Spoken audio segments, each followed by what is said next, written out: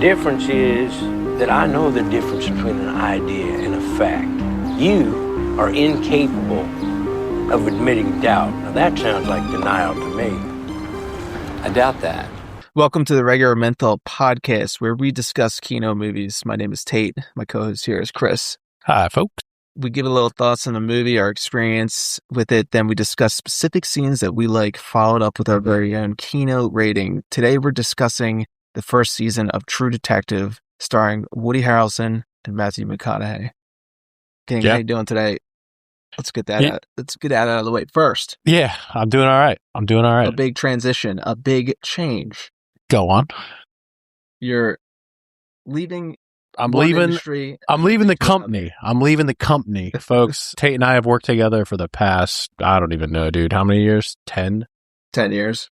Yeah, and I worked a second job to financially afford life for the past 7 years. And yeah, I'm leaving our current job and going to the other job full time starting 2 weeks from now. 2 more weeks. 2 more weeks. 2 more weeks.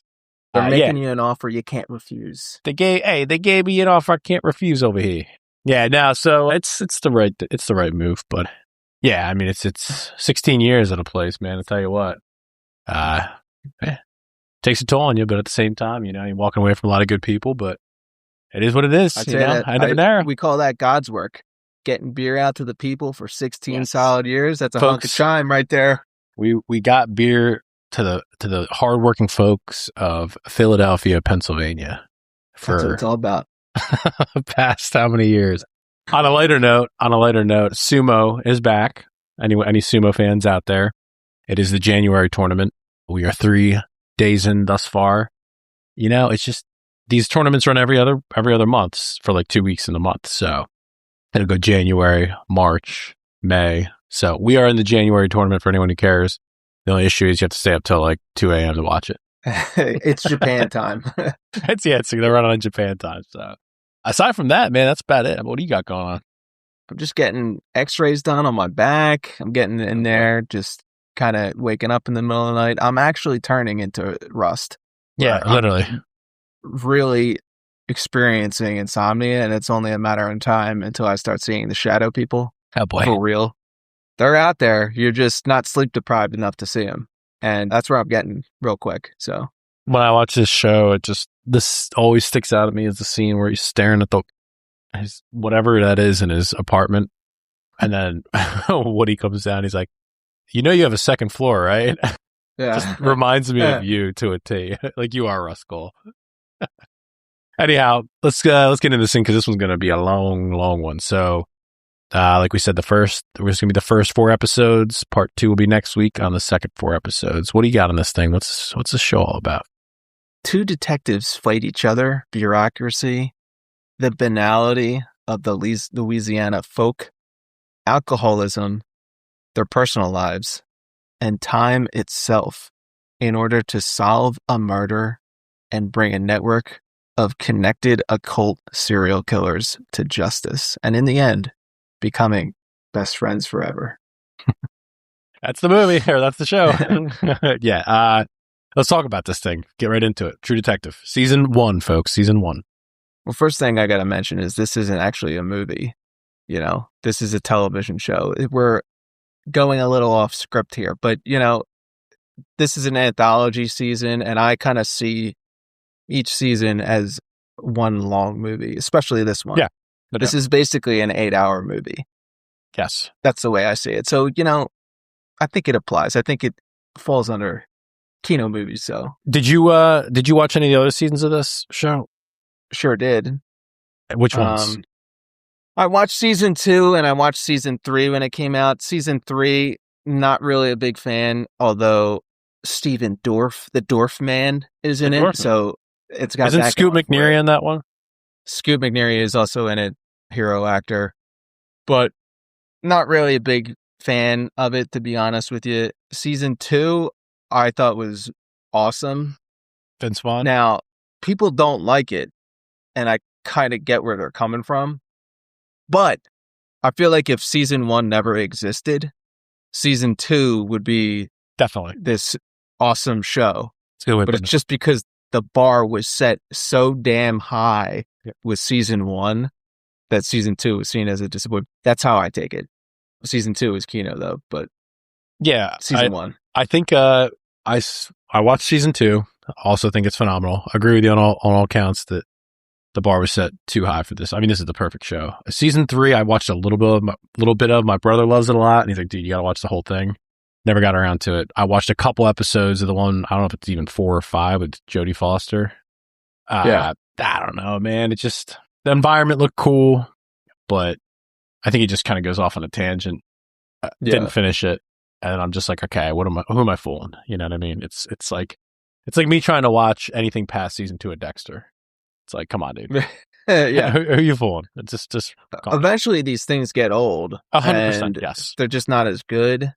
But because they're all self-contained seasons, it at least has a chance. Yes. And I don't know, this is just the perfect season, so it's kind of hard to compare.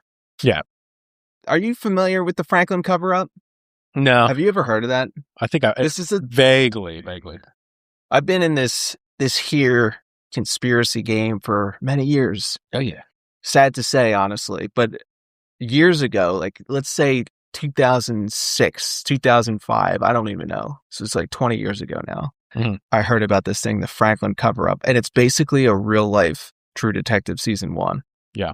This, like it was, in fact, some of the scenes later in the show, I feel like are inspired from actual things that happened in that, but well-connected kind of group in Nebraska. Yeah, I've heard about this. Molesting kids, basically. Yeah, you told me about this. I remember now.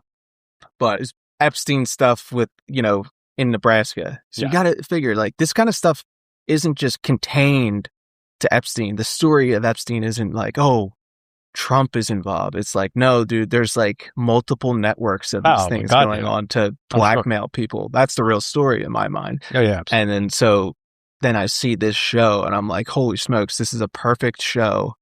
And it's exploring this weird rabbit hole that I was into in the conspiracy world back in the day.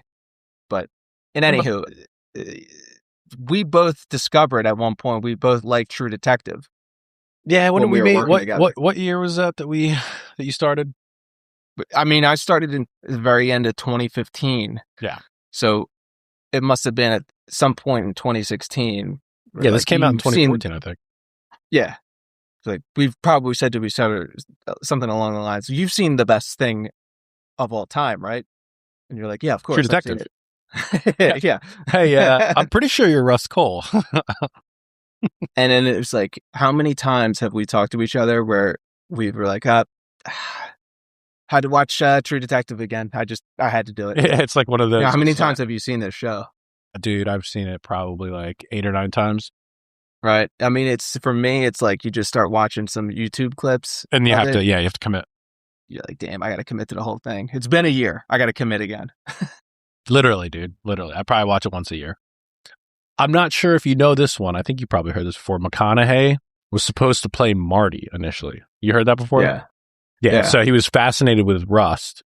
And like, it gets me thinking, I didn't even look it up. I should have. But can you imagine another person playing, like, could you imagine McConaughey playing Marty?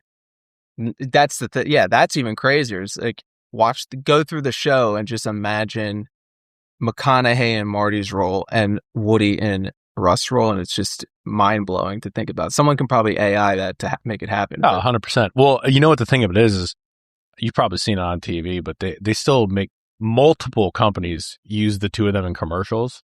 Mm-hmm. And I think it's just like a testament to their chemistry in this show. It's like, these two dudes are true life bros. Yeah. And the people potentially for real. Yeah. Go on.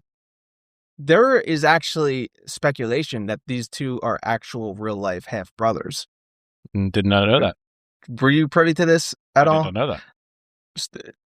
So apparently McConaughey's mom told him something along the lines of, when you were conceived, I was having relations with Woody Harrelson's dad. And interesting. It's like, get the DNA test. Charles Harrelson is Woody Harrelson's dad. I don't know if you're familiar with him at all. No. But he was a hitman who... I've heard this, actually, yeah. Now that you mention it. He worked for the mob, supposedly, and he was put in prison for killing some judge. But there's also speculation that he was one of the 3 tramps that were stopped or arrested after the Kennedy assassination. No So way. there's speculation that this dude killed Kennedy, too. And he would pop off about it all the time. So anyway, the fact that, hey, you got these 2 guys that are in this extremely popular show together, unbelievable chemistry, and wait a second, they might actually be real life brothers. That would be wild, dude. That would be wild. Yeah. But yeah, getting into this another thing that I want to just point out real quick before we get into the details is this intro going so hard. Mm-hmm. I think it's called the Handsome Family is who sings it. Just absolutely. The song. Yeah. Love it. The song. A lot can be said about a show's intro. Suited, 100%, dude. It's like that meme where it's like, babe, skip the intro, and the intro is this. And it's this unbelievable visuals shown on screen with the somber song that's playing. Mm-hmm. Phenomenal work. Phenomenal. First time watching this movie, do you recall? I should say. Yeah, I must have seen it in 2014 towards the end of the year, though, because sometime in the summer. The reason I say that is because the whole thing was out by that time. Right. So I was able to just watch the episodes binge style. But if you remember back in the day, I don't know if they still do this or whatever, if TV even still exists, but they would just release a new episode every week. Yeah, it's crazy shows. That's like alien to us now. Yeah, it's just unbelievable to think about because I'm like, I need my 8 hours. I need the show right here, right now. Dude, it's so weird because some shows will release the whole thing. Some will do like half of it. Some will release like 2 episodes and then 1. It's like, it's so funky how they do that. Not sure as to why they do that, but yeah, for me, it was kind of the same thing. I mean, I believe that it was still being released when I first saw it because my brother Jason was like, dude, you got to watch this show. It's right up your alley. You're going to love it. And yeah, dude, I just was all in, watched it. Like, okay, yeah, this is it right here. So yeah, it was the same thing, but as it was releasing, probably halfway through it or something. I mean, literally me character, I don't even have to ask. Go ahead. Well, obviously Rust.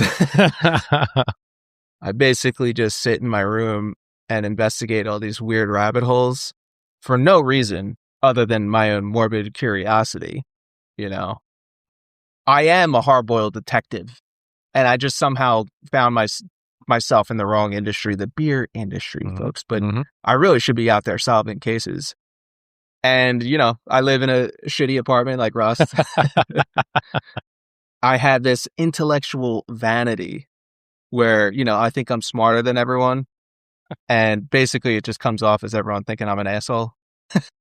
Kind of like Rust.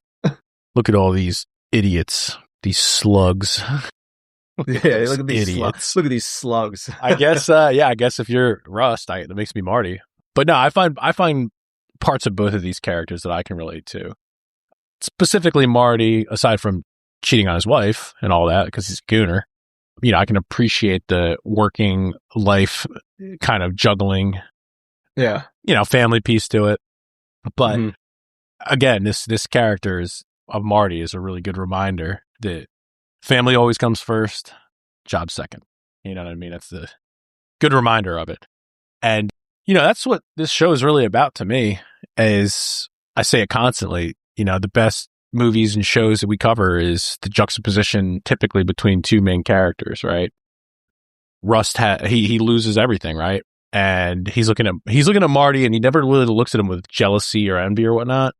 But to a degree, he's like, fuck you, man. Like, you taking your wife and kids for granted. He says it throughout the series, but never really comes down on him about it. But like their interactions are great. But it's like, he's kind of just thinking like, dude, if you knew what the fuck I've been through, like you wouldn't be taking life for granted the way you do. You know what I mean? Right. He's not exactly overtly jealous. No. But it does seem to be a tinge of that in his behavior towards Marty and his family as a whole. Yeah. But let's get into some fun facts real quick because there's a lot of scenes to cover. I'll just do a couple this week because we're going to have more next week. To prepare Matthew McConaughey created a 450-page analysis for the 4 stages of Rust Cohle to study the character's evolution through the course of the story. What do you think about that? You love to see that kind of commitment to the character, to the project, because obviously the guy read this and was so into it. He knew ahead of time, this is a fantastic script. This is a great role.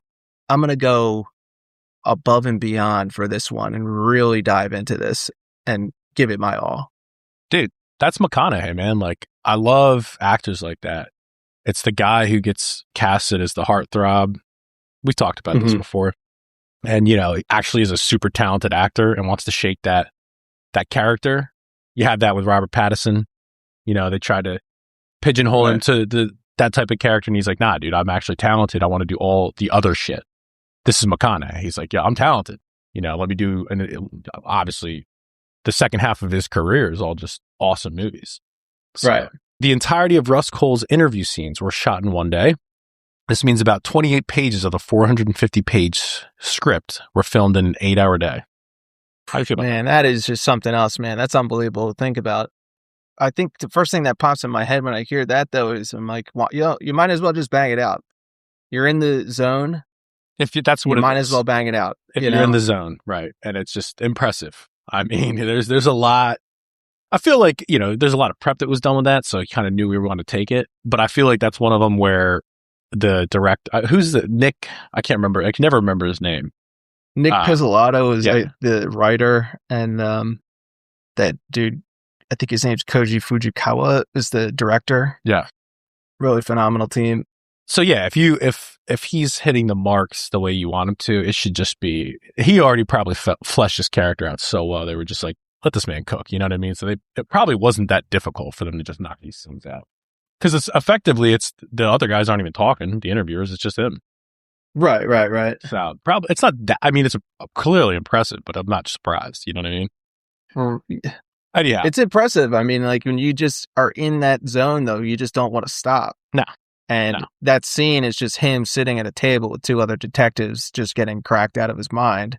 And there's not much to it in terms of prep, I guess. So they don't have to but you can see the character evolve, and he's kind of just, you know, like a kid in a candy store, just all the things with like the beer cans and the cigarettes, and it's just like, yeah, dude, you get in that zone, he's just cooking. So let's get into these keynote scenes here. Episode 1, let's start there.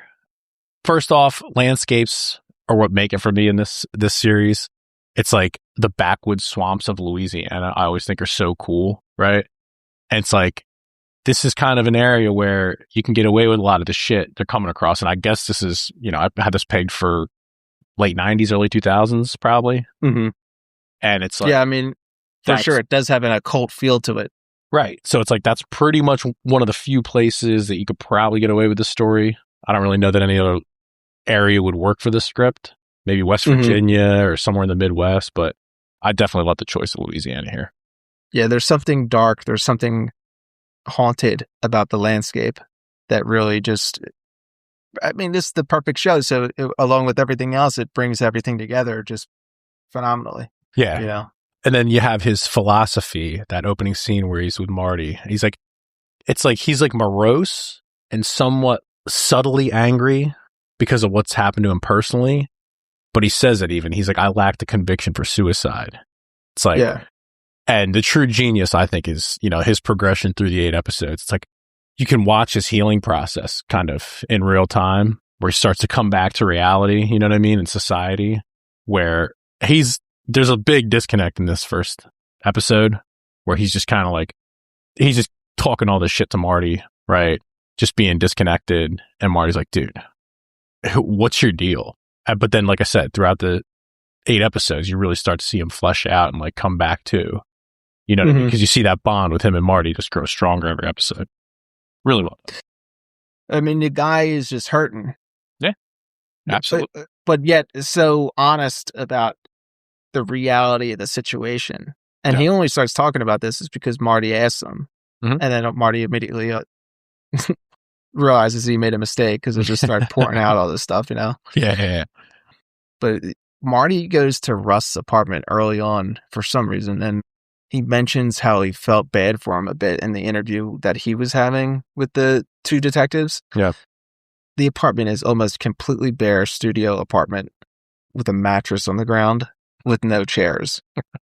I mean, he cuts to Marty and he goes, past a certain age, a man without a family can be a bad thing. And I'm like, is he talking about me? I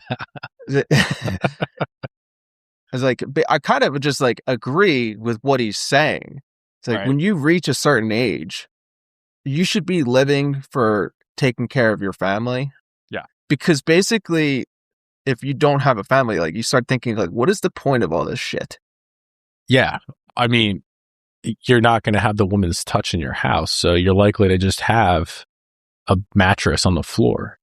But if you're going to detective at a high capacity, look no further than Russ Cohle. That's how you detective at a high capacity. I mean, like, there's a callousness to life that you develop if you just don't have a family. And I attribute it to just a lack of novelty in life. Basically, you get in these routines and you just see the same thing over and over. Every day is exactly the same. And time starts speeding up because every day is just a blur of the same shit. Yes. Right? And it's like, you know, I don't know, you got people worried about stuff happening. Mm-hmm. They're freaking out online. Oh my God, did you see this? Did you see that? And I'm just like, I'm almost hoping. I'm hoping for something to happen. Yeah, just to break up the monotony, the boredom in my life. Yeah. You know what I mean? And I guess I could do that myself, but it's like they're establishing that Rust is this prototypical hard-boiled detective by first showing you what exactly, how this guy lives. Yeah. How he lives at his day-to-day when he's not detecting. It's basically, he just lives his job. That's it. Yeah. He's got nothing else. Or he has literally nothing else. And they do this in such a good way because it's from the perspective of Marty feeling bad for him. Mm-hmm.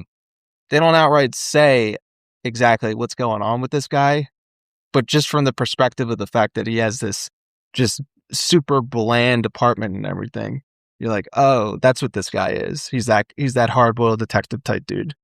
Yeah, like where later on in I think it was like episode 3 or 4, where he's going back undercover and he tells Marty that he did, was it CO or whatever it is, where you're like, or UC undercover or something.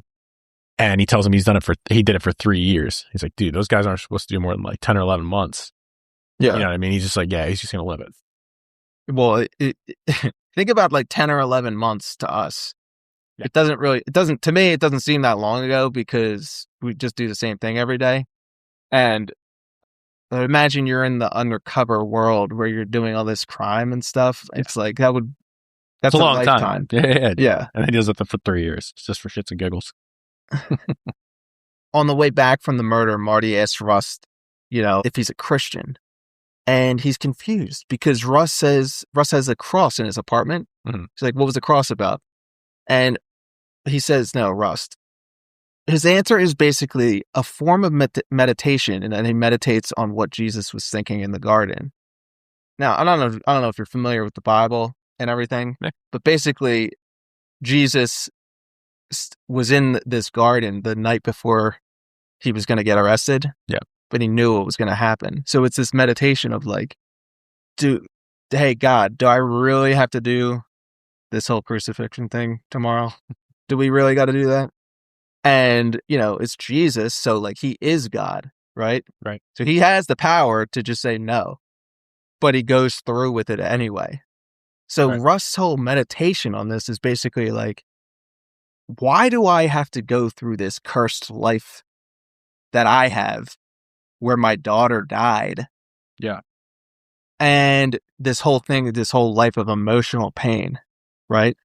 And it's like, is Russ Jesus? Interesting parallel. Interesting parallel there, dude.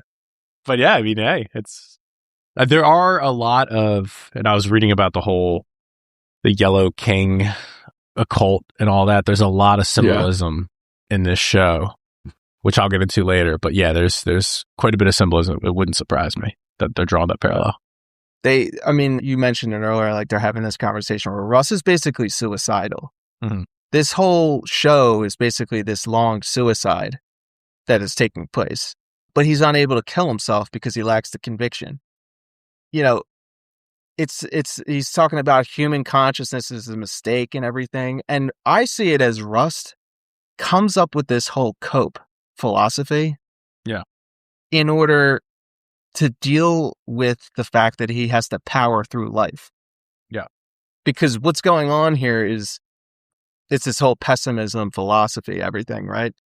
And he's not capable of feeling any joy because he never deals with the trauma of his daughter dying. Right. Yeah. And it's just like everything Russ is in this show is it's a result of just unable to deal with this trauma. He's extremely intelligent though. So he forms like this whole worldview in order to avoid facing the pain that he has deep within. And you kind of see it where the few times that he confides in someone, it's always Maggie. The few times in this series. Yeah. And you can start to see him really open up. And then something always happens where it just gets, she says something wrong or, Marty walks in or whatnot and something happens, but you do see little shreds of it, but never with Marty because Marty's just like Marty. Well, and yeah, you're right. And Maggie somehow has the ability to see right through Rust and basically figure out what's going on with this guy immediately and kind of talk to him. Yeah. And broach that subject of pain. Because she's always mentioning things like, well, you can do this, you can do that, blah, blah, blah. You don't have to do this, And then Marty gets in the way and everything. And Marty just loves getting in the way. That's kind of that's his gimmick. Because there's other women that are in Rust's life, but they don't have that same impact. No. It's because Maggie somehow sees through to the truth. Yeah. Another thing about this show that I just love is they get the bit roles right? You got the standout of Charlie Lange, the little scrawny dude. He's like the incarcerated snitch. Could not have cast a better dude for that. This dude saying Talmbout, by the way, before it was cool. Bravo to that. Did you catch that? Talmbout. What you talking about, Chris? What are you talking about? It's 2014. He's Talmbout. I'm like, so good. We say this all the time. Another notable mention I'd like to point out, though, we'll get back to Charlie, but the police commander, Speece, he's that older dude with the gray hair. He's like kind of muscular. Looks like he's like 70, but he's just like angry as shit all the time. Says like 5 words the entire season. Those are 2 just for starters that I love. Like he's the one working with the cabal, basically, because he keeps getting pissed at Rust. Yeah, for doing his job, right? Yeah. But yeah, every extra in this show is just unbelievable, phenomenal, dude. Like even like the crab fisherman guy. I was just gonna say that. I was like the crab guy where he's explaining while he's fishing for crabs. It's like that may not be an actor. That might just be some dude down that they got to say this stuff, and he just killed it. Perfect accent that he had, just phenomenal. It was definitely an actor, but either way, it's just like you could pass it for a local, which I love. Yeah. The dinner scene, right off the bat here is always great to me. Marty tries to get Rust out of the dinner because he's drunk, right? And like I said, it takes Maggie 2 minutes to realize Rust is the way that he is. Like Marty, Rust goes to take the call. Marty comes down or sits back down and she's like, Marty, did you ask him about himself? And he just like gives this bullshit response. Like, you don't want to pick this guy's brain, right? And she just scoffs under her breath, like, this dingus. Like, this is what I'm left with. I'm left with Marty, right? And Marty's just like the mail it in character, right? Yeah. Doesn't want to test himself too hard. And it's like the perfect match for him to get Rust because everything throughout the season, I should say, because he really starts to realize just the shortcomings in his life, how he's, not appreciating, taking everything for granted, like I'd already said. But that's a really nice opening scene to kind of flesh out the characters, I think. Yeah. And it's like, Rust is attracted to Maggie, but not necessarily in a sexual way. Yeah. Or in a way that's wrong. Mm-hmm. It's because she is the one person who is able to talk to him. Right. like an actual human being. Yeah. You know? And the whole thing gets ruined by, that she's the wife of his partner. Right. And Marty takes it the wrong way. Of course, because he's Marty. And that's, it's Maggie is legitimately hot. Yeah. And Absolutely. seemingly a good mother. They have 2 kids, Marty and Maggie. Normal person. And Marty cheats on her. I'm like, Marty has the perfect family life, but ruins it. Like, I find this offensive. I don't know about you. Yeah, man. Marty is just a grade A gooner. Maggie is absolutely hot. The chick that he cheats on her with is, they even say it in the show, like a younger Maggie. Mm-hmm. But the real crime here is like Maggie rides for Marty too. When the mom's giving her shit, like, oh, right. He's just like any other guy. And she's like, no, he's not. Like, not all guys are the same. And even putting up with all this bullshit, she deals with it. And it's like, I don't know, man.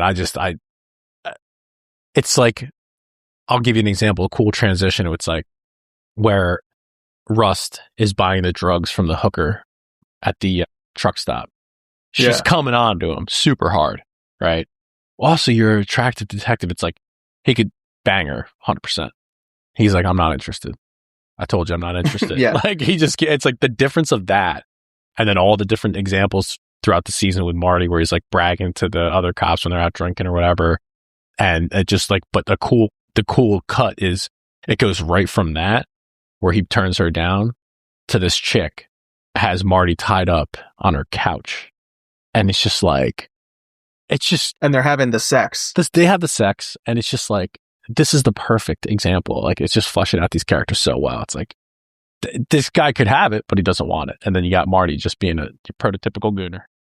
But the funny thing is, like, his whole family gets blown up. Yeah. And he's so upset by it. You're like, dude, for a guy that is so upset about your family, about losing your family, you're kind of an idiot. Like, what did you think was going to happen? You're playing with fire here. Aren't you supposed to be a detective? That's the crazy ahead? part. That's the crazy part. It's like, you're supposed to know the psychology of people as a detective to a degree. And the guy has no foresight whatsoever. And he gives throughout the season, he gives these like bullshit philosophies on how it helps him with other parts in his life to deal with stress or like getting strange. It's like, my brother in Christ, like, that's not going to work once. And Russ even says it. He's like, dude, you're like walking around here, dick swinging, like basically bragging. He's like, she was going to find out anyway, dude. The way you walk around here and the way you talk, it's inevitable. Yeah. You're careless. What did you expect to happen?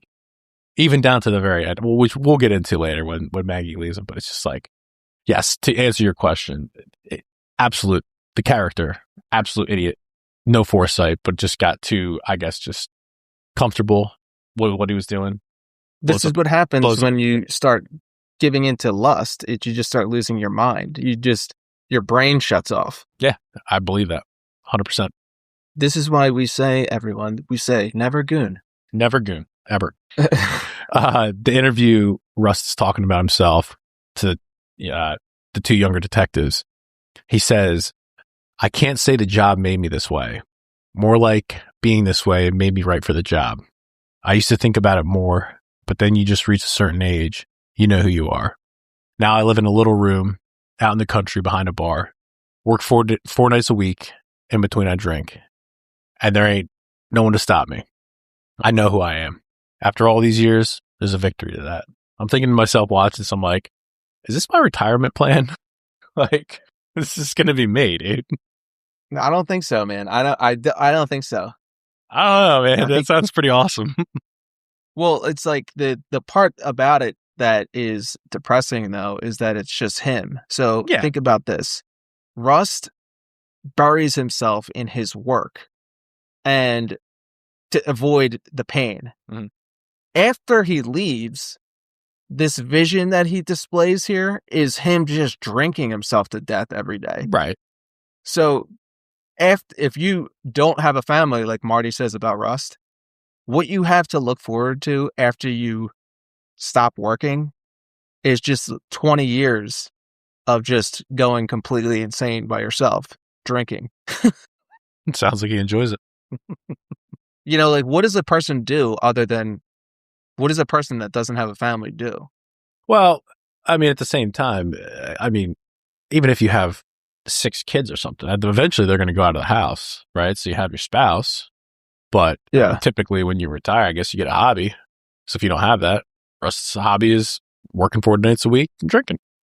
He's a bartender. Yeah, dude. At the Orland Inn. He's a and you know, it does say it. I think of what is the point of civilization, though? Like you talking about, like, yeah, if you have 6 kids or whatever, eventually they're gonna have grandkids, right? Chances are, but you're not seeing them every day. It depends on your family unit. Regardless, I'm just saying that gives him comfort. I think to a degree. After you think about that, dude, you're doing this detective work for decades. All the shit he's seen and gone through. It's like, you just want a bar job where you're just not bothered. You're still having some sociability right there. You know, not bothered. It's out in the country. So, yeah, I don't hate it. I think that I feel like the fact that he becomes a full-blown alcoholic, though, is he's trying to numb the thoughts that are going on inside of his head 100%. Of what am I doing right now? Yeah. I'm not doing anything. I need to do anything. Those thoughts need to be numbed because now you have nothing to do. Right. You're like, this is depressing. Well, certainly it's depressing, but it's cool. You know, we mentioned it last week, but I hate thinking about this children death stuff. Yeah, man. It's grim, dude. It sucks for sure. This show does suck with that, especially doing back-to-back with Snow Angels last week. If you think about it, though, Rust, I don't know how old he's supposed to be when they first start in the first episode. But before that, he was in undercover work for X amount of years. He was doing some other, I guess, police job after his daughter died. So he must have had a kid when he was in his early 20s. Right. He must have been married and had a kid in his early 20s. So that's like a young time to be like, okay, it's over. It's so over. Well, man, you know, you go through that trauma. Yeah, that's there's no coming back from that, dude. The way I'd say the way he handles it, though, in this interview is pretty good because they ask him, "Why were you in a mental hospital?" We're like, "You want to talk about that?" And he goes, "Sure, why not?" Meaning, he's kind of aggressive about, "Yeah, we'll talk about it," because it's a way of showing I'm not scared to bring this stuff up. But when it actually gets to him describing what happened to his daughter, he pauses and then just skips ahead to the point after she's dead. Meaning, like, even though he wants to seem like tough and courageous in facing this pain, he's not facing the pain. Right. And the 2 detectives know what happened. So they kind of just don't even, they don't stop him or anything. And they know it's like very painful for him. Right. But it's an interesting way to kind of show that Rust is not dealing with this pain, even in this late stage of his life when he's all older and everything. He still has not dealt with this. Yeah. And basically, I don't know. I see Rust as like a tragic figure. He uses his intelligence to hide his weakness. Yeah, I can see that. Yeah. He's very good at his job, and that facilitates him just diving into his work and not having to broach this subject ever, even in his own mind. Well, I think he does say in that interview, I'm not sure which one you're talking about, but he does eventually say to those 2 younger detectives, he doesn't describe how she died, but he says she went out peacefully as a happy child. Right. And he's like, that's the trouble with dying later is you're already grown up. The damage has already been done. And it's just kind of, he has this look on his face where he's like kind of looking up in the sky and he's like, isn't that something? Isn't that beautiful? He says to him, which is like pretty interesting. But he then says, she spared me the sin of being a father, which is kind of pretty dark. You know what I mean? Because he's talking about how bad the world is, right? And having to be a father for her and protect her and go through all those things. Now, me as a father of a young daughter, it's like, I kind of feel the opposite. It's like, okay, like my job is to protect her and do all those things. But at the same time, it's like to be able to show her all the beauties in life, right? And it's just a testament to this character and just how dark it is.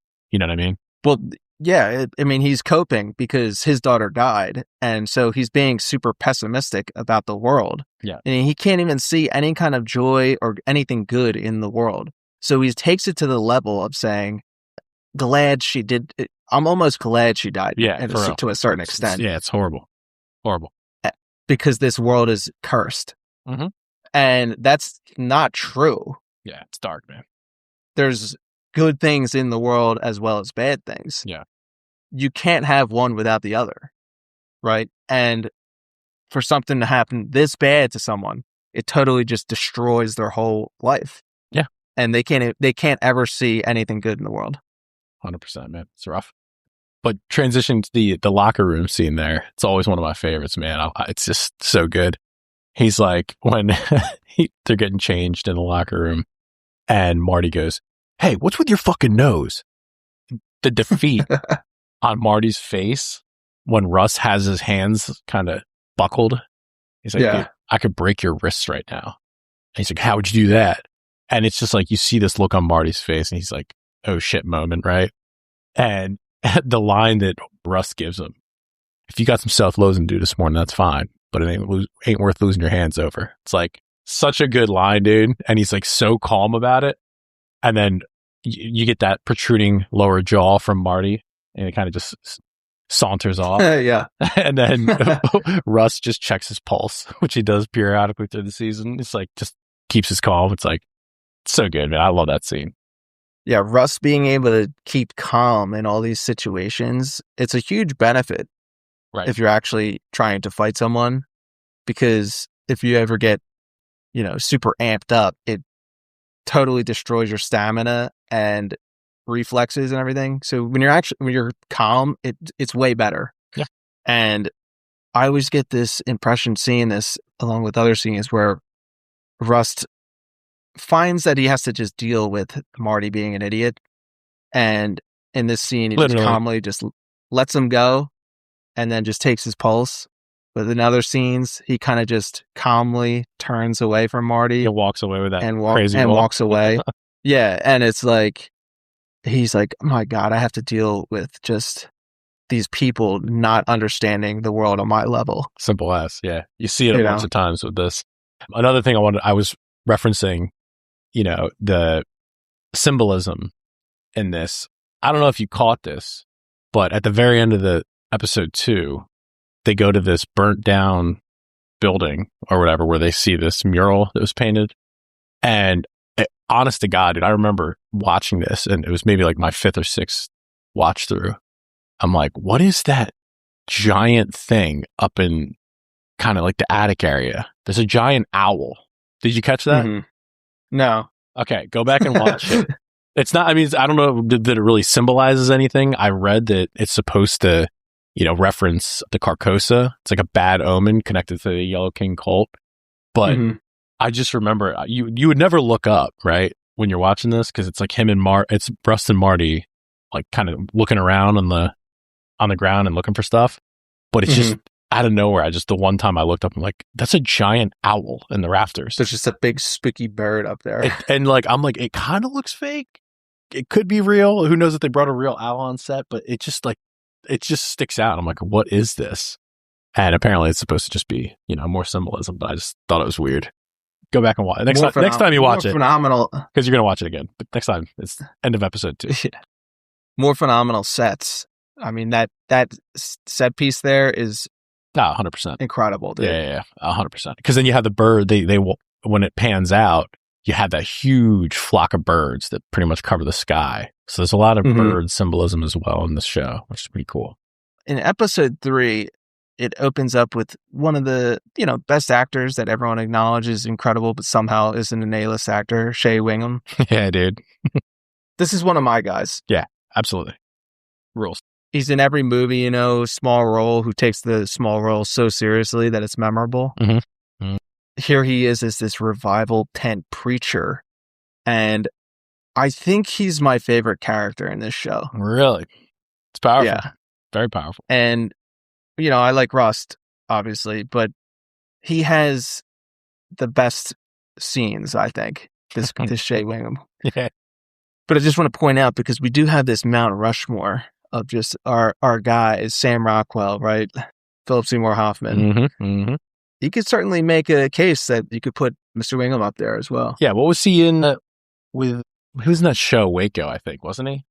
Mm-hmm. He's been in a bunch of shit, to your point. He just gets good roles, and he just absolutely goes all in, which I love.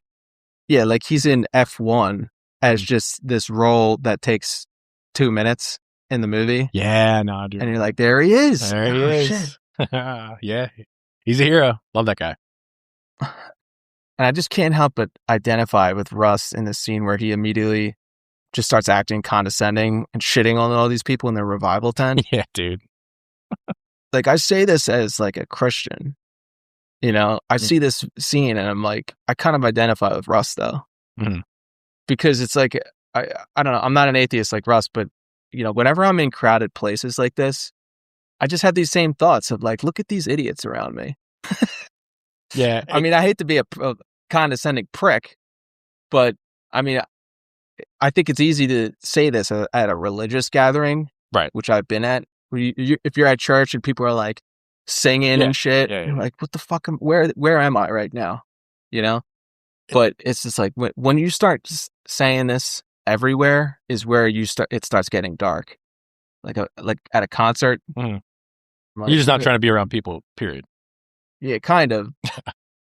And I guess you could extend it anywhere, like malls or some bars. Bars that are loud. Oh, yeah.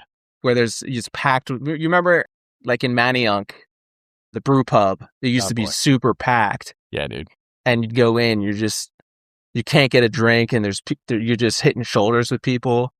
And I'm like, dude, fuck this place, man. What an interesting concept. Now that like you're older, it's like, remember when people would go to bars when they're 20s, early 30s, and it's like, I guess I'm in their 30s, all right. But you know, it's like, what is the idea behind that? Loud music, you can't talk to people. It's hard to get a drink. It's like, what is the purpose? I think the purpose is that hot chicks are there. Right, and of course. I have a whole theory on this, is that attractive women will go to loud bars so that they don't have to deal with dumbass dudes coming up and talking to them. Fair enough. Fair point. Because they can't hear it. So they're like, what? And where this comes into effect is on Thanksgiving Eve. Oh, boy. You will go to your hometown and there will be a bar with 1 million people in it. So even if you've been out of the game for a while, you could still see it. I went. What do you guys have? You have like a bet that you guys do, like a draft? Yeah, I mean, this is real fucking gnarly, but like we had this thing called the degenerate draft, where it's like fantasy football, except we draft hometown degenerates, and there's a scoring system, and like whoever picks the guy that makes the biggest scene wins. Now, this is alarming. People are listening to this like, this dude's fucked up. It's genius. But if you understand my hometown, like every person is some kind of maniac.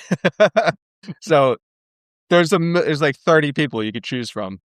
Dude, but this is followed up by a scene that I just love. They're eating, out of all places, restaurants, like a little stand they have, there's banh mi's. They're at a banh mi stand, right? Eating lunch, and banh mi in the middle of Louisiana, right? I just thought it was hilarious. But dude, this is like one of the best exchanges. I don't know if you caught it. Marty says, you know the real difference between you and me? And Russ is like, yeah, denial. And Marty goes, the difference is, I know the difference between an idea and a fact. You are incapable of admitting doubt. Now that sounds like denial to me. And then Russ goes, I doubt that. I just caught it like the second time watching it. I'm like, what a good line. And he's like, you're incapable of admitting doubt. And he's like, I doubt that. I love it. Yeah, I mean, this is, and at this point in the investigation, you're seeing that Rust is kind of all in. Yeah. Whereas Marty's still halfway. He'll give this off to the task force that they bring in if they want. But to Marty's credit, he does stick with Rust. Yeah. And he realizes, this Rust dude's pretty sharp. If he's onto something, maybe there's more to it. Yeah. But he's gonna question him the whole way. Like, dude, you're kind of jumping to conclusions here, bud. It's true. Yeah. And then we have this scene here where Rust goes and returns Marty's lawnmower and winds up mowing his lawn. Inside, I like mowing my lawn. Inside, Rust and Maggie are having like a personal conversation about what seems to be Rust dealing with his pain. Yeah, like we talked about before, 100%. You know, and what happens? Because they seem to be talking in a sense where she must be bringing up. We don't know what they're saying ahead of time, but mid conversation we get something like Rust saying, "You can set me with one of your nurses. Yeah. She could feed me some drugs or whatever." But it's like a playful where he's getting on her level, and you can actually see some kind of something happening there, right? It's like something's allowing him to open up, right? Something's evolving into where they're making progress, and then sure enough, Bull in a China Shop comes in. Right? It's like the best thing too is the multiple times where, side note, Marty talks to his daughters. He's like, "Kids," like 3 different times. He just calls the 2 girls. "All right, kids, time for dinner." It's like, it wouldn't be like, "Girls, it's time for dinner." It just throws me off. But yeah, again, Bull in a China Shop comes in, ruins the whole thing, and gets pissed at Russ because, I mean, he is wearing a wife beater, looking kind of jacked, talking to Maggie, sweaty. And she's like, "Well, I was thinking about having Russ stay for dinner." And he's like, "Oh yeah, stay for dinner, Rust." So he's like immediately pissed. But yes, it's But who's in the wrong here? Because is Rust is he violating bro code? That's up for debate. For me, it's like, I can see where Russ is coming from. He's like, "I want to just return the favor. Your lawn needed mowed." And he's like, but the thing of it is, it's all subconscious with Marty because he's feeling such guilt, and he's doing the cheating where he's like, "I like mowing my lawn." He's like, "You're stepping on my toes here." He's like, "You're home with my wife when I'm not around." It's like, he's projecting. It's projection 101. I mean, projection 101. Absolutely. When your girl starts accusing you of cheating, rest assured, she's the one doing the cheating. Yeah. And you know what the thing of it is too? It's immediately followed up by the scene where Maggie and Marty are talking about their daughter's sex drawings. And she's asking why you're never home. Right. And it's like, he's the one dismantling his family because he's off chasing ass. And he's somehow spinning it back on her. He's like, "I got so much pressure going on, the things I'm dealing with." And it's like, bro, this ain't it. This just ain't it. Yeah, he's kind of like a villain. Yeah, kind of. In the first half of this show, where you're not rooting for Marty at all. Yeah. You're kind of like, this dude sucks. This dude is completely insane. And honestly, like, Marty's almost 40, I guess. He makes mention of in that scene where he's blaming a midlife crisis. Not that he's having sex with other women, but, you know, where does he go from there? What's this all about? When you're 40, isn't your test level supposed to drop? Does your drive to go to have the sex? You would think, dude. You would think, but he has this whole. He's a gooner for one, so I guess not. But he's got this whole philosophy that he's conjured up of why he needs this, and it kind of just gives him a release because of all the stressors that he's dealing with. But it's like, I don't really know that this dude's dealing with some like heinous crimes. It seems to be like the case, right? It doesn't seem like he has a ton of wild cases that he's dealing with up until now. No, and I think he makes mention of that, is like, this is the craziest thing he's seen thus far. Yeah. Right. He actually has a legitimate excuse that he could lay on her, that the case is, dude, like, you're not going to believe this case. This is insane. I got this dude, Rust, telling me crazy shit in the car, blah, blah, blah. And he kind of just doesn't even do that and just almost shifts the blame to Maggie. Mm-hmm. Yeah, he's gaslighting 101 for sure. He could have been fine, and he still just blows it. Yeah. Because this is a man of ego as well. Yeah. It's hard to watch from my perspective because I'm like, dude, what the fuck are you doing? But dude, many such cases. This is the problem. Is like this character, many such cases in today's world, which is a real problem. But we'll get into this more next week with the interrogations. But just real quickly discuss Rust's interrogations. How do you think you'd do as an interrogator? I know you're amateur detective. I mean, my play would be to be on their side initially, kind of like Russ, I guess, somewhat. Mhm. But my thing is, I get people to tell their side of the story and kind of be, oh, yeah. Be like, dude, this is just a big mix-up. And get them talking, because the more they talk, the more stupid shit that they're going to say that I can now show is actually we have you on camera doing completely opposite or whatever. Yeah. I like to get them talking and spinning their own wheels and get them trapped in their own web of lies. And then just be like, by the way, that none of that shit makes sense. Here's why. Now, there's way better interrogations. The one that stands out to me is the chick that he tells her to kill herself, which we'll talk about all that next week. But you get to this date scene, this double date in the barn, right? Now, if I were to double date with you and get you one of Linz's friends, would this be you? Would you be Rust here in this instance? Yeah, dude. Is that how you'd handle it? Total maniac zone, like coming in with a shirt and tie, literally, just looking cracked out, disheveled hair, just smoking cigs. Yeah. Same. I mean, Marty doesn't do a great job of hyping him up either. He's like, this dude's kind of out of his mind. We're gonna have to do something here to even get him to get close to you. He gets pissed that he doesn't drink the beer. He like pours it back. Yeah. And, like puts it back in the pitcher, all pissed off. I'm like, Marty, worst wingman ever. Worst husband, worst wingman. Yeah, and worst, I guess earlier in the show, Ross is saying that he doesn't drink anymore. Yeah. But he showed up to Marty's house drunk because he couldn't handle the situation of being around a family again. Yeah. But he's trying to be sober. Like, I don't know if you caught that. Yeah. And that's the reason why. And Marty just, like, fuck not you. doing it my way. Yeah.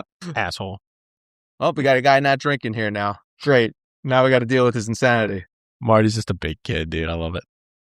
This is like an unbelievable scene to me where after this scene where they all go out and Marty sees the girl that he's having an affair with, and he gets so upset that she's there with some other guy. And at first I'm like, why? Like, where did you think this was going, dude? And they even mention that. She's like, well, you're here with your wife. You're on a date. Right. Are you having sex with your wife? And you're like, dude, this is like an unbelievable amount of jealousy and control freak going on. The character, man. This is the character. He's just a psychopath. So he orders 2 shots and he's like, do a shot. She's already walking away. And he just does both shots and it goes back to the table with a pitcher. And so later in the night, he's like hammered, goes over to her house, busts in, but he's so preoccupied with whether this woman, how do I say this? Had oral sex. Blew this dude? Yeah, oral sex with this young man she went on a date with. And that's all he's concerned with. Yeah. He's He's overly concerned with oral sex, whether this woman gave oral sex to this guy. Yeah. Where he's like, did she suck your dick? Did she suck your dick? And the guy's like, a little bit. And then he just calms down and leaves. You're like, what is going on here with this dude? Because that's what he needed to hear, that to basically disassociate himself. And he's like, I'm done with it. Because that's like the level of insanity of this character. He's like, once he hears that, he's like, all right, I'm over it. That's what it took. She could have had regular sex with him. Yeah. And he'd be like, all right, well, maybe I'll give you another shot. But it's the fact that it was the intimacy of the oral sex. Yeah, man. That he was like, all right, I'm done here. I'm walking out. Never. The fixation on that was what blew me away. Never goon, folks. Never goon. Part of the appeal of Rust, I would say, is that you have to agree with him, even though you might not want to. Go on. Right? He's going on about the dream of being a person. And, you are not a real person. You are this person inside a locked room called your head. Mm-hmm. And it's basically him with this pessimistic attitude being like, you're stuck. Your whole life, you're just trapped inside your body. You're this thing that assumes it's a individual person. Right. And I'm like, I think I have to just kind of agree with where he's going with this, though, even though it's kind of dark. Because, like, if you think about it, do you know any of your ancestors? No. I was thinking about that. I don't know how long ago this was, but I was asking my mom about, like, well, who's, like, my great-grandparents? Don't know. And I think she told me their name, and I asked my dad the same thing. But you don't really get much more than that. Right. It's just a name. I'm like, on a long enough timeline, dude, you're going to be forgotten by everyone. Yes. Unless you're like Hitler too. But like, you're going to be forgotten by everyone. Yeah. And it's like, well, what is the point then? What are we doing here? Yeah, it's dark, but you could make that point. But the idea is to leave enough of a mark on the people around you in the present time. But yes, you're right. I mean, unless you're changing the world and the history books write favorably about you, or not, you're probably going to be forgotten. Yes. It's like not even just. It's like it's one way of looking at generations. It'll be like you never even existed. Correct. Yeah. Because it's like I don't know my descendants, so like they may have not have even existed. I don't know anything about them. I just know an entity existed that somehow sired. You wouldn't, right? You wouldn't have been there if it weren't for them. So it's like they may have existed because otherwise you're not here. But they're just a formless entity. Yeah. Time is a flat circle. Like, time is a flat circle. What exactly are we doing in this life? And you see, the thing is, though, if you start going down that path, then you're like, what's the point of what's the point to doing anything? Right. And it gets real dark from there. So that's the intelligence of Russ, though. Oh, for sure. And Marty just could not even, speak to that. Probably he's not even asking any of these higher level questions. But it's like once you start asking questions, eventually it leads to this, right? And do you have the strength to face that question and live your life on whatever kind of terms you want, or do you kind of succumb to pessimism like Russ does? Right. It's anywho high level. It's good philosophy. It's high level thinking for sure. Great character. And here at the end of this episode, we introduce our friend Reginald Ledoux for the first time. Reggie Ledoux, iconic outfit with the gas mask, the Nazi tattoos, and walking around in tighty whities. Oh yeah, all the time. This is strange. The best character revealed of all time. He's just walking around this field cooking meth with this just insane outfit on, and it's like the stranger things you remember in conversation over the years, like our friend K-Ben. Yeah, he just said in passing to me like one time that he was a fan of. He said it like, I'm a big Reggie Ledoux guy. Just out of nowhere. Right. And it's like, what does that mean exactly? I don't want to know what that means. The specifics of just it. You know what I mean? Given the character, hopefully it's not the dark tendencies. Yeah, hopefully he's not emulating his behavior. But it's basically like this dude's such a unique character for that sure. It's hilarious that he exists. Great character. And then episode 4 starts. We start off with our good friend Charlie Lange at the beginning here from earlier in the first episode. And Dory. While I'm watching this scene, they're interrogating Charlie Lange again a second time because they find out Ledoux was in the same cell as him. Mm-hmm. And the whole time I'm watching this scene, I think to myself, wait a second, dude. Why is Woody Harrelson jutting out his jaw all throughout this series?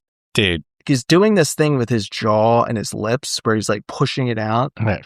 Like on purpose, and it's like when he's getting angry. His way of puffing his chest out. But I don't know how many people are talking about this on the internet, this specific kind of thing where Woody Harrelson is doing. And I have to wonder, does Woody make this up as something he thinks the character would do? Yes. That's his way of like puffing his chest up because he's pissed off. That's what he's doing. But isn't that kind of weird that someone would come to that conclusion that they're like, I think that this character would make this weird look with their jaw when they're getting pissed.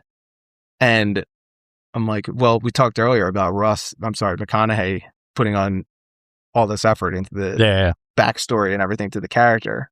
So you have to imagine Woody probably did the same thing, or at least a little bit along the same lines. And what he comes up with is putting this old jaw out when he's pissed. I can't remember. Kind of like, yeah, I mean, there's Into the Furnace where Woody plays the bad guy. There's a ton of movies. I can't recall him doing the lower chin jut aside from this movie. So yeah, definitely something he probably came up with. But yeah, it's when he's pissed every time he just has this. He does it when he pins Rust up against the locker. He has the jaw jutting out. But yeah, it's funny. It is funny.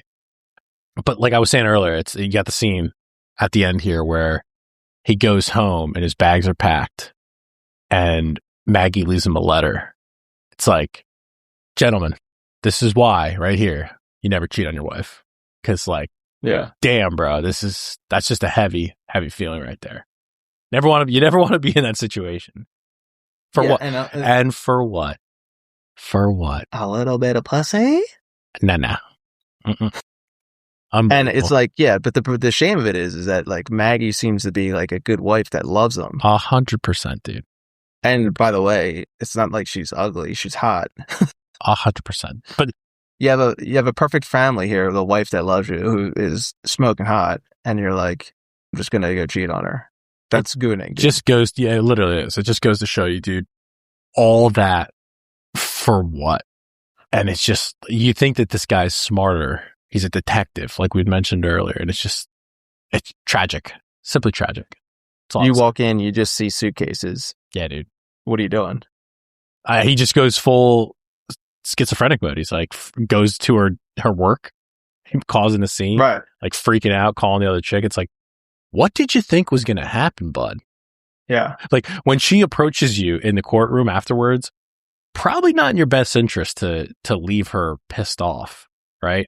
Yeah. Probably just want to like pacify the situation and maybe just, leave on good terms and be like, hey, contact me if you ever get a speeding ticket.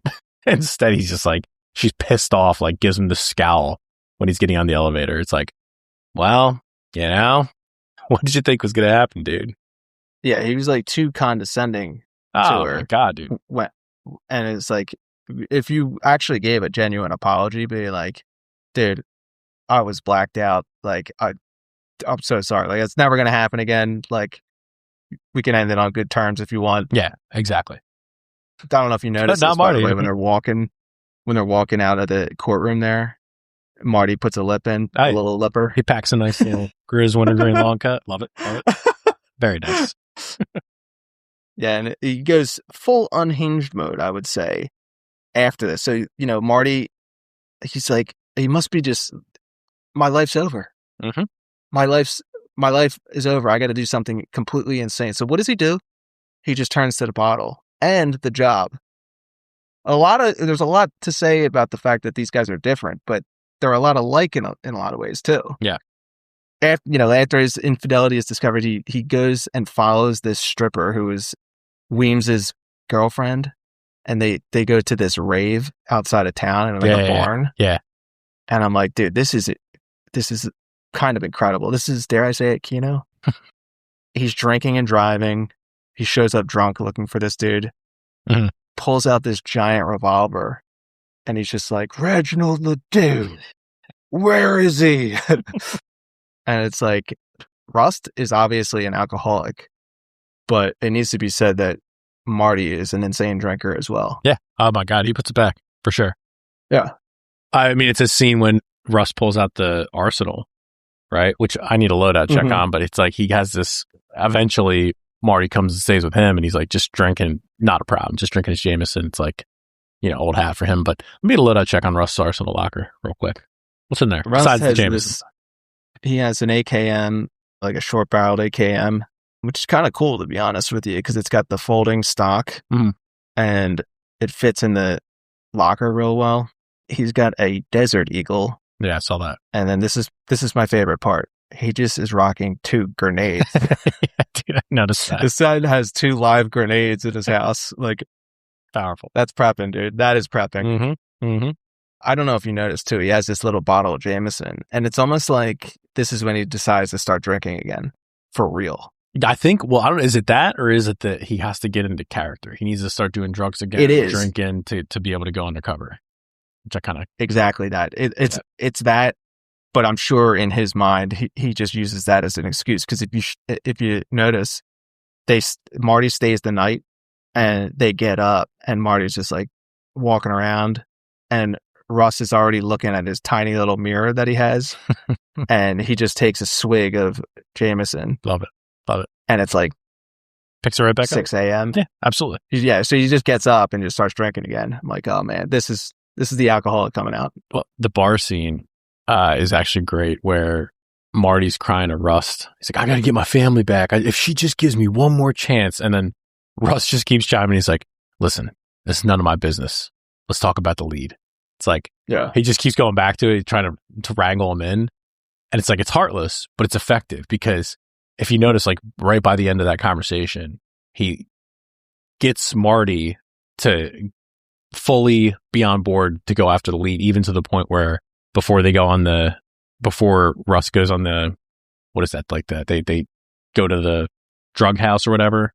Mm-hmm, yeah. And he's like, what did she say? And Marty says, what did she say? What did Maggie say? He's like, man, she's wearing down. I see you guys back together in a month. He's completely bullshits him just to get him on board. Like Marty's like, all right. He's like super stoked about it just to get his head in the game. It's like perfect. Yeah. Beautifully done. Love it. What is funny though, too, they're at the bar and Russ is giving him shit. Yeah. Like, Marty, like, I don't want to hear this fucking bullshit. Like, you know, but then he notices there's a slight transition where he notices that he's going a little bit too hard on Marty and Marty's kind of giving him shit back for it. And then almost immediately he just transitions real quick and just says like, I want you to see something in my apartment. And like daps him up on like the shoulder. And it's like that quick transition of realizing, okay, I'm going a little too far. I'm going to lose him. Yep. Let me reel it back in a little bit. We'll go to my apartment. We'll check out these cool guns and everything. I'll get him back on board. Dude, 100%. You know? It's like, it's the way he can maneuver people is just great testament to the character. And then, like I mentioned, you wrap up this episode with this iconic single take 6-minute tracking shot, which apparently they got it on the 4th full run through. I'm sure that they practice it a bunch, but just think about that with all these, there's like the gangsters getting like punched out or whatever through the whole thing. All the when you see something like this, it's not necessarily the actors, right? It's the camera guy. Like, this is a dude who's walking around, and mind you, it's you know, they have spotters and everything, but it's like, this is a guy who has to take that camera and know all his movements, basically through tight quarters, like these doors and stuff, even to where he looks up at the helicopter in time to come back down. It's like, yeah, dude, it's tricky. And they got it in the fourth take. So again, like I said, they probably practice a lot, but just to have that many people coordinated to where, you know, he gets Ginger, punches them, and they're walking around these bushes to the side of the house and like 4 cops are running down. Just the timing to make sure that they like cross paths so the cops wouldn't see them on the side of the house. It's just like really crazy coordination. I mean, this is pretty famous for that this episode in the show for that one shot. It's like a 6-minute tracking shot, which I just saw the first time. I'm like, wait, what? And I saw the hype online. I'm like, this is insane. Love it. Having it be one of those tracking shots too, it totally contributes to the sense of chaos and paranoia going on. Oh yeah, absolutely. And like heart pounding adrenaline rush, because it's just, you're basically in the perspective of Rust, and it's like all these things are going on around you, and at any point he could be caught. And then all of a sudden bullets start whizzing by when they're climbing over the fence. Yeah. And you're like, this is like a nightmare right now. I'm having a nightmare. Literally. And I can't get out, you know? It's that level of adrenaline. All I'm saying is you just never want to be that extra who, you know, mucks up the shot like 5 minutes into it. It's like you have to reshoot it, dude. But then there's such small little bit roles. It's hard to miss your mark. But yeah, man, kudos to the crew in this one. You know, on top of the actors, but the crew hitting this on their 4th try. Super impressive. So we'll save our Kino ratings, I think, for second half and wrap this puppy up next week. Well, yeah, that's the first 4 episodes, and we got 4 episodes next week, so we'll just wrap it up then. And I'm going to be honest with you. When I was watching them, I was like, kind of want to get a head start and start watching episode 5 immediately. I don't want to wait till next week. I love it. Well, until then, folks, catch you on the next one.